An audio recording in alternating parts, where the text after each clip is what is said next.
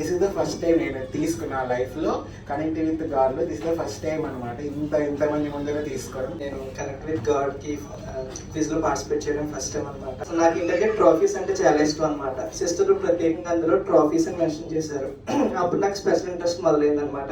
ఎందుకంటే మత్తయి సువార్త నేను చాలా అంటే చాలా సార్లు రాశాను, కానీ ప్రత్యేకంగా ఈ క్విజ్ ద్వారా నేను 2-3 క్వశ్చన్స్ ఎక్స్ట్రా నేర్చుకున్నాను. ఏంటంటే పరిశుద్ధాత్మ గురించి ఒకటి, రెఫరెన్సెస్ ఒకటి, ఈ విధంగా కూడా అడుగుతారా అని నాకు ఇది క్విజ్ బట్టి తెలిసింది.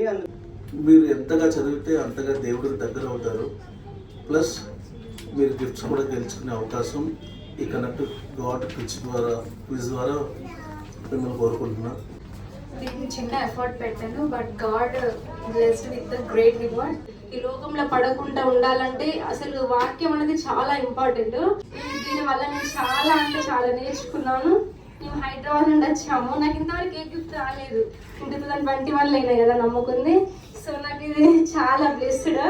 Thank you madam, thank you. ఇంకా ఎవరైతే వాక్యంలో ఎదగాలన్నా, లేకపోతే వాక్యం గురించి ఎంత తెలుసుకున్నారు అనేది తెలుసుకోవడానికి ఈ కనెక్ట్ విత్ గాడ్ టీమ్తో మీరు కనెక్ట్ అయితే చాలా బాగుంటుంది.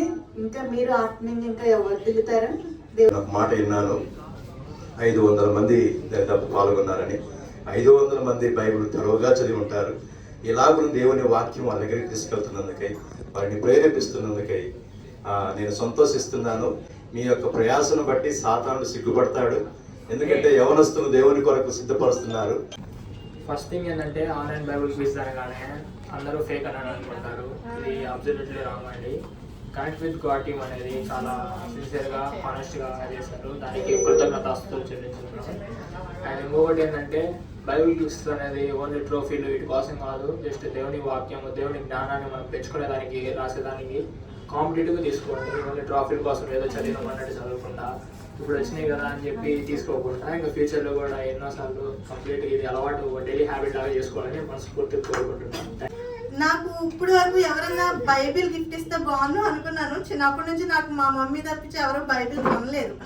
ఆ బైబిల్ వచ్చినందుకు నాకు చాలా హ్యాపీగా ఉంది.